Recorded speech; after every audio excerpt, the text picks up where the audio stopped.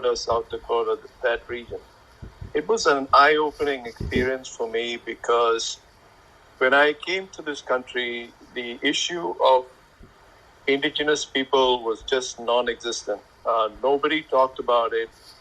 The only time I experienced anything about indigenous people was when I went to the local post office where they had all these murals on the early pilgrims. I came to Massachusetts and into New Hampshire about 40 years ago.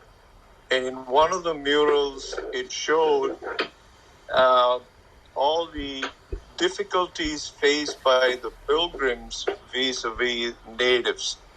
And I remember looking at it and thinking, somehow that doesn't seem right. But I never really thought much about it. The time when I went over to some of the native people's reservations, as they're still called, was eye-opening. I think the biggest and the most important issue facing the native people here, and since then I've gone to reservations in Arizona and other places, is the issue of alcoholism. It is rampant. And from what I hear, although this may not be the case of native peoples in Mexico, for instance, from what I hear, alcohol was introduced by the European colonists. Now, whether this is true or not, I have no idea. I have never checked into it. And areas of native habitation, the alcohol shops are all over the place. Most of them run 24 hours a day, 7 days a week. They don't close at all. And the alcoholism was so rampant in this community that mothers were giving birth prematurely. There was all kinds of fetal alcohol syndrome and so on and so forth. Homes were being broken up. Teenage native children started drinking at the age of as young as 10 years, 11 years. And I spoke to some of the elders in the community, and they have been striving to not really shut the alcohol shops, because that would be impossible, but they have been striving to reduce the hours. For instance, open the shops at 8 o'clock in the morning, shut them by about 9 in the night, and even in that, they were unsuccessful because they came against state laws. Now, having said that, I think the most pressing issue regarding native peoples of North America, primarily concentrating on the United States, is the issue of information.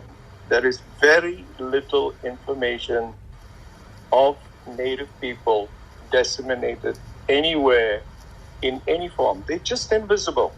You don't see them in the books. You don't read about them in history. And the best example that I can give you from my own personal experience was when we were at the University of Massachusetts at Amherst. Buddy Gwynn and I approached the history department to open a small office regarding Native studies. The first question when we approached the head of the department was, what am I doing, meaning me? What are you doing? You're not a native. What are you doing? So we left, and I decided to drop out of that and let Buddy himself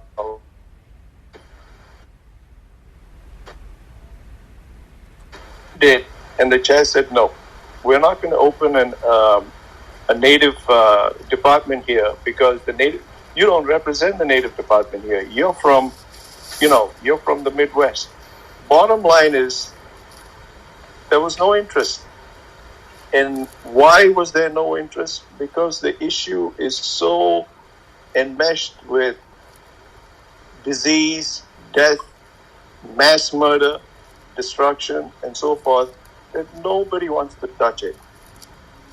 The whole narrative of the United States is built on the coming over of the pilgrims on Mayflower and so forth, erecting a city on the hill, a shining example to all Christians, and so on and so forth.